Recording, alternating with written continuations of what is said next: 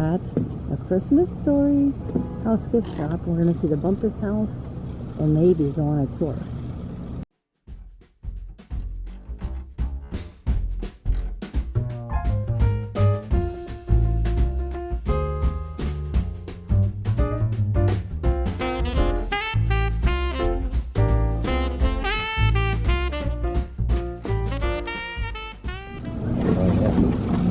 Oh, 238 inch beautiful. And if anybody wants to read that, you can hit pause.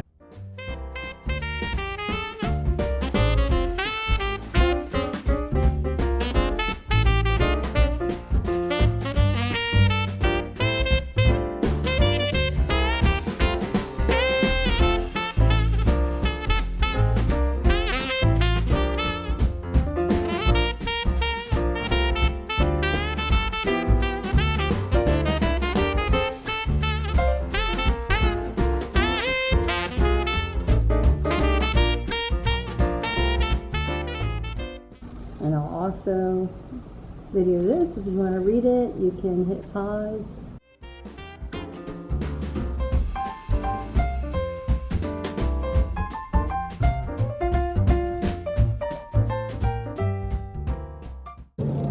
$2.99.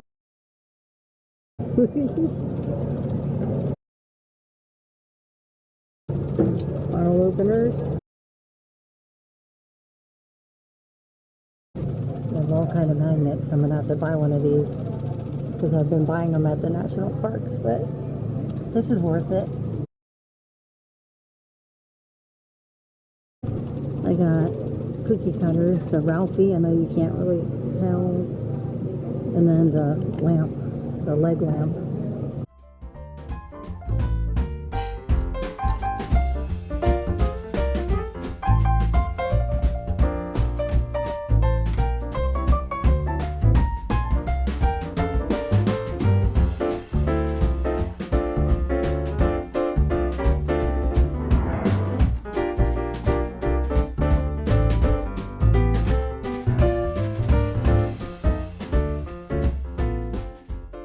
Just all the houses pretty pricey. 123, 143, 34.99 for that. Ralphie, 16.99.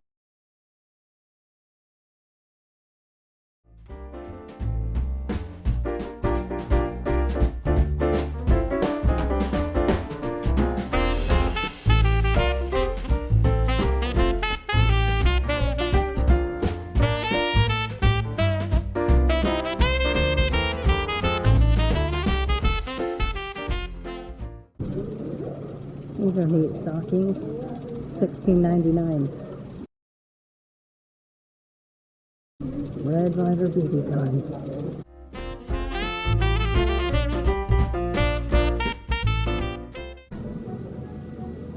The Pink Nightmare, $59.99. $24.99 for the bunny slippers.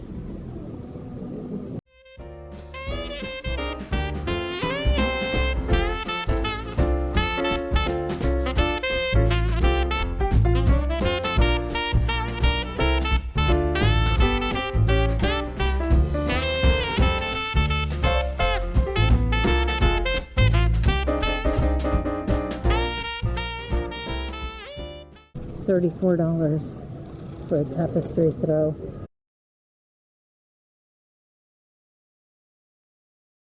This is Pink Nightmare. These are green. Penny press.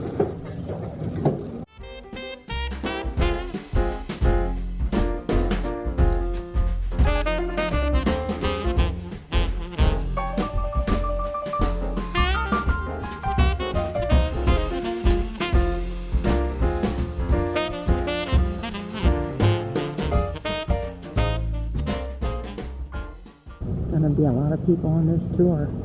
We probably won't hear much, but I'll try to show as much as possible.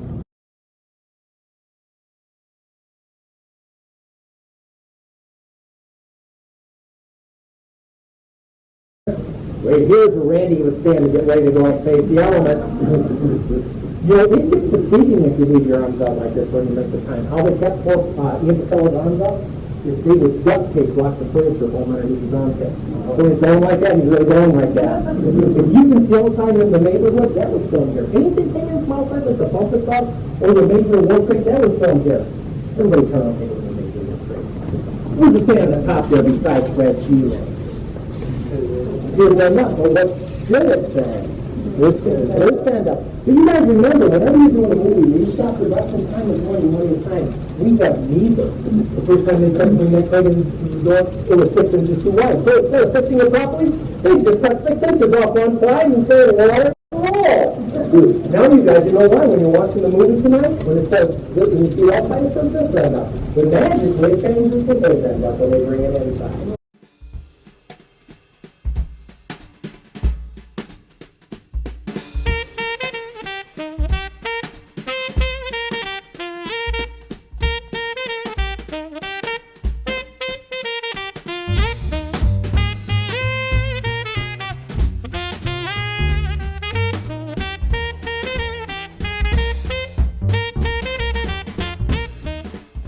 Favorite parts of the house is go by the refrigerator. You still may hear the old nasty exorcist in the God.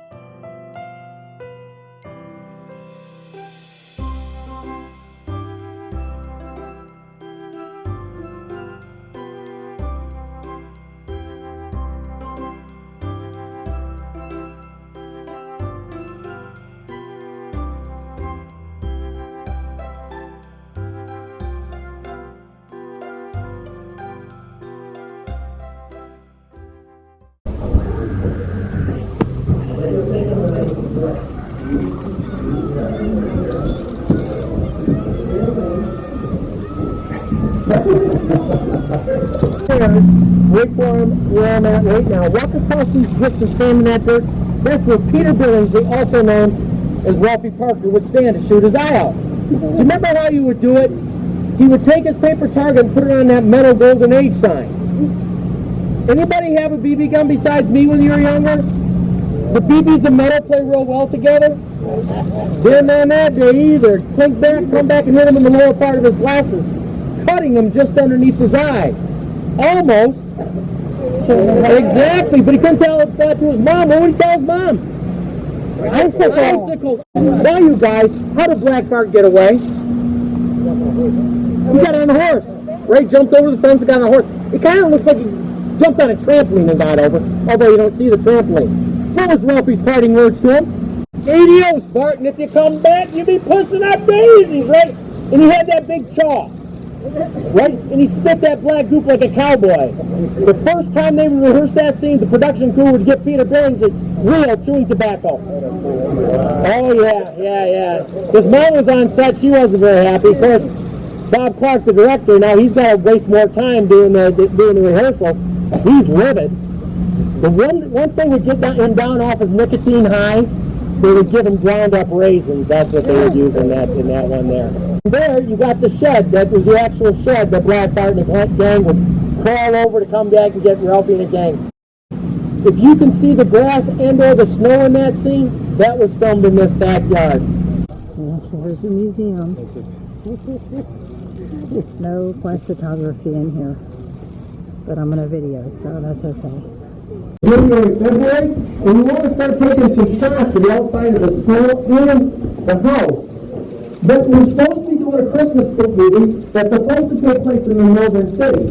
What does every northern city have to have at Christmas time? No, Cleveland has none. I mean, that's not normal here, but we don't even right?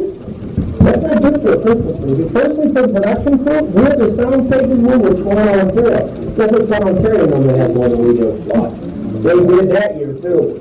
So they would take a lot of the production up into Canada just because of that. But didn't I tell you guys, the back of the house we shot his out, wasn't there a lot of snow there? We shot his out, belly snow, right? And then when the guys would walk to school, or anytime you saw the neighborhoods, there was a ton of snow there, wasn't there? Yeah, well, snowmaking equipment's too expensive to rent and to run on their little tiny budget. So they have to come up with 3 pieces of movie magic for those scenes. The first piece they come up with would be soap bubbles, but soap bubbles don't last that long. The second thing they come up with, and we know a lot more about it today than we did back in '83, firefighter foam. Can you imagine poor Ray out there rolling around there? Hell, guys, let me out, get me out of here. But then again, we ate Peter Billings like tobacco, so I don't know. And then remember the last scene, you guys, where the kids are, mom and dad are looking out the window, the one with lights on the Christmas tree, the beautiful Christmas music's coming out of the radio, they're sipping their sherry, it's all real romantic. What they've used for the falling snow in that scene, you guys, you probably have in your kitchen right now. It goes great with gravy, and it's an instant version of this. Instant mashed potatoes. 2 guys on that roof right there with huge bags of instant mashed potatoes going like this, and a couple fans behind them. That's how they got that scene in. Oh, wow. Now you guys, I'm going to tell you about the museum and let you guys know what I'm saying. In this room here, remember about all those antique toys I told you about? Most of them were in here. That's why this is the hippies room. When you go to your right, what's the Ralphie's wardrobe in the center? Scott Barker, Strober Deal, Flick and Schwartz, someone else wardrobe. Remember the old Flick scene the old man had on a heavy jacket? That heavy jacket's right there on that wall right there. When you go into this room right here, look to your right, most of Randy's wardrobe is there. That's why we call it the Randy room. And also a lot more information on the Little Orphanage and the Dakota. Remember how big that was in the movie. When you go underneath this archway and go to the room to your right, that's the Canada room. The reason it's the Canada room is because all the props in there were filmed exclusively in Canada.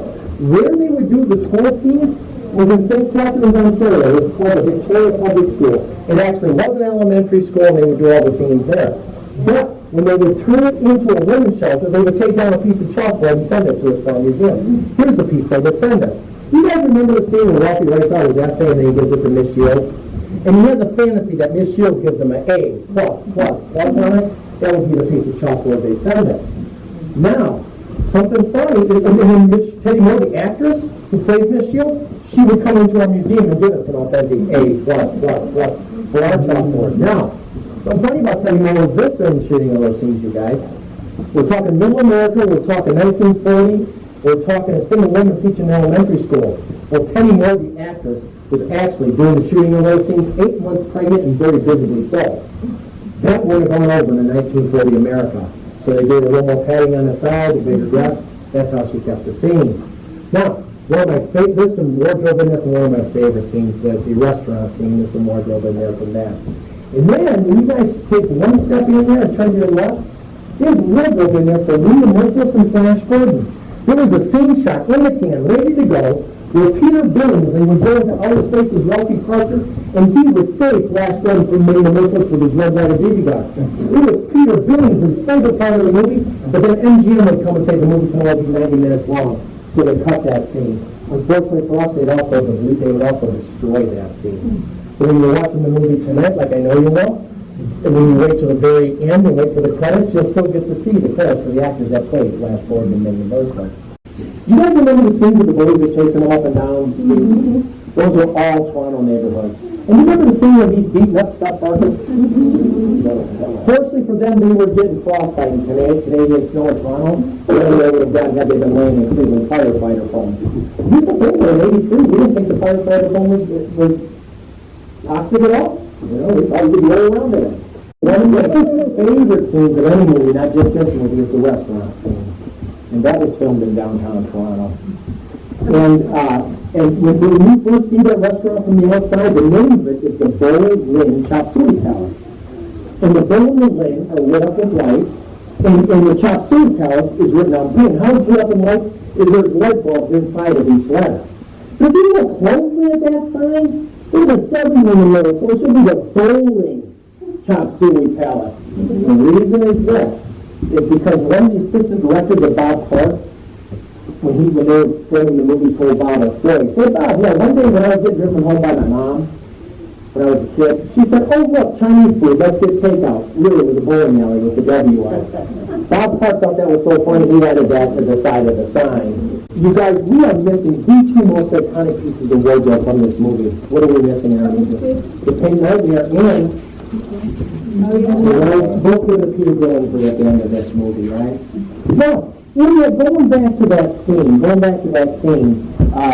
they're doing it in the restaurant. When they're shooting that scene inside the restaurant, the only person that was being filmed that wouldn't get the real script or wouldn't have or would not rehearse it properly was Melinda Dillon. So when you see her, right, that would be the first time when they're filming it, she ever heard follow around.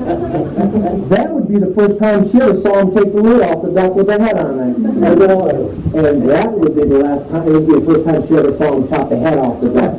So like this gentleman said, when you hear Melinda Dillon screaming, that's not an actor. That's Melinda Dillon letting her rip. Have you guys ever laughed so hard your stomach hurt you wanted to stop it? That's how hard she's laughing, and you can't act that. There were 6 of these red lighters made for the movie. There were probably thousands, if not hundreds of thousands, made before the movie. But up until this movie, and in 1982 when they ordered them, there's never been a red lighter with a compass and a stock and a thing at total time. Ever. My opinion on what happened, this is my theory now, when Gene Shepard wrote the book, we also had a cameo in this. He was the one that told the kids to get to the back of the line. That was his cameo appearance. And he would also narrate this movie. When he wrote that book, and now we trust always take that, my theory is this. He mixed up 2 rifles from his childhood. The other one was the Buck Jones Special, which was a pump rifle, where this is a lever action, okay? And I believe he mixed up those 2 rifles, and he thought his Red Ryder had a compass in the stock and a thing at total time, and it couldn't now. But, so when they called Daisy, I can only imagine, they said, Daisy, yeah, we need 6 of them Red Ryders and a compass in the stock and a thing at total time. So Daisy's like, what? But they would get them. And we know what 5 of them that were made for the movie we're at right now. We know what 5 of them we're at. I can't tell you what 3 of them are at, I'm not allowed. But of course, one is here, one's given to Peter Billings for his mom at the end of the movie to give to him the following Christmas. So there's one out there, you guys, someplace in the ether. There's someone, one of them still missing. So the next time you watch an Antiques Roadshow, or you're at your neighbor's garage sale, or a flea market, or an antique store, and they say they have one for sale, and it's an authentic one, first thing you want to do is look behind the side here. And it better say Daisy Manufacturing Company, Plymouth, Michigan, USA. That's where all of those rifles were made, and almost all Daisy rifles were being made there at the time. They have since, for many years, moved down to Arkansas. So let's say you go to an antique store and it's for sale and see it says Plymouth, Michigan on the back. You can probably give them enough money to take it to Daisy, have them authenticated, and then bring it back and make a deal for the gun, right? Oh, you guys, now, this movie was panned by the critics. The critics did not like this movie at all. Anybody use Rotten Tomatoes? I'd say it was probably 20% good to 80% bad back in the day. And remember, the studio didn't want to make this movie. The only reason they made this movie so they could get a Pokies too. So they were under fund production, they would not spend any money on advertising, and they would release it to less than 900 theaters. The theater owners didn't care for this movie either. It was supposed to run through Christmas into the New Year, and almost all 900 theaters were pulled up on their screens before Christmas Day in 1983. Where's the fire truck set the schoolhouse? And whose fun was it? Look, remember Swartz with double and then triple dog donut, Darren? We had this little boy man who he added to it. Now, When you first see that Warren Harding School from the outside, it's 3 stories tall. So is the flagpole. So when you have this post stuff, could be this big around. Not that big around. And wasn't that flagpole in the back of the school by the playground and the ball field? Did any of you guys ever go to school where the flagpole was in back? Yeah, me neither, because that was a piece of PVC pipe painted look like that. Now, when you guys are watching that movie tonight and the fire truck shows up, it should come from the biggest town of Holman, Indiana. But they got no money to drag a fire truck up from Indiana. They got no money to drag a fire truck up there. They don't even have any money to fix the side of the fire truck to say Holman, Indiana Volunteer Fire Department. So they have to get a fire truck from the closest place that they could that fit the model and the year. So they get 39 Ford from the Chippewa Volunteer Fire Department in Niagara Falls, Ontario. So when you're watching the movie tonight, remember it should say Holman, Indiana on site. When you're watching the movie tonight, for just a second, you'll be able to read Chippewa Volunteer Fire Department on it. Then they pull it behind a flagpole and you can't see it anymore. Alright, so that's how they get around without having to pay the money to do that. Now, that kid that played Flick, his actual name was Scott Schwartz. That was the actor's name. And Scott Schwartz was 14 years old, about to turn 15. Unlike the other kid actors who were 9, 10, 11, and 12 years old in this movie. And Scott Schwartz was known as the biggest prankster on the set. And he would recruit Wealthy and he would recruit the other Brad Schwartz, who I didn't switch names, I don't know. But that actor's name was Artie Brown. Some of the stuff they would do, they'd throw water balloons at people walking by their hotel rooms in Cleveland and Toronto. They would get up in the middle of the night, knock on the other cast and crew's doors, waking them up. They would order things to their room, and they would play Holy Havoc the whole time they're on set together. Bob Clark and the rest of the cast and crew get pretty tired of it. So this is Scott Schwartz's story. Remember, he's in a snowy, back in the back of the school in Canada. It's snowing cold there. So I've heard him tell this story twice. He says one day he's got his tongue stuck to that flagpole. Oh yeah, how they stick a tongue to a flagpole. They would drill a hole in that piece of PVC pipe. And they would put a vacuum on the other side. So when you watch that thing, you can watch and try to pull away, but his tongue doesn't come off, it'll elongate. Okay, just wanted to show you the parking situation. So there's free parking over there. How many spots do you think there are? Maybe 20? 20 parking spots. There's only like maybe 20 spots to park over there. Then you got the road here. These are all people's residences, so I don't know. Well, I guess they got driveways back there. Gotta remember, it's in a real neighborhood. Yeah, this is an actual. So this is actual neighborhood. Yes, and then right across is the shop where we bought our souvenirs. So this is the neighborhood where it's at.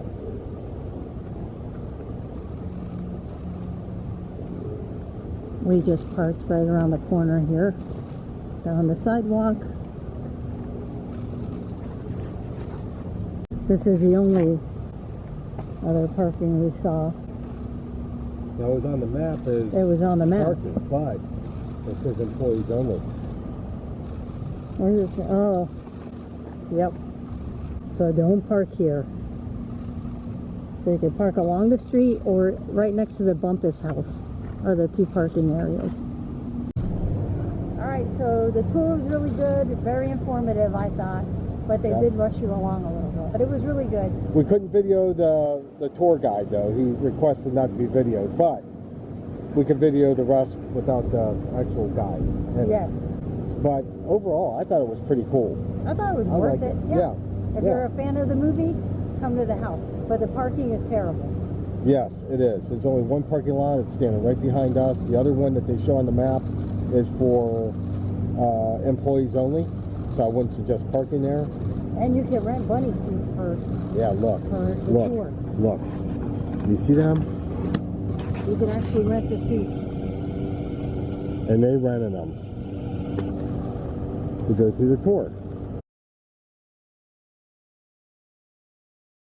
It costs money to come here. That's right. The parking is free. It costs money to rent the bunny suits, but the smiles are free. That's right. So keep on smiling and we'll All right, see you guys. next time. And don't shoot your eye out.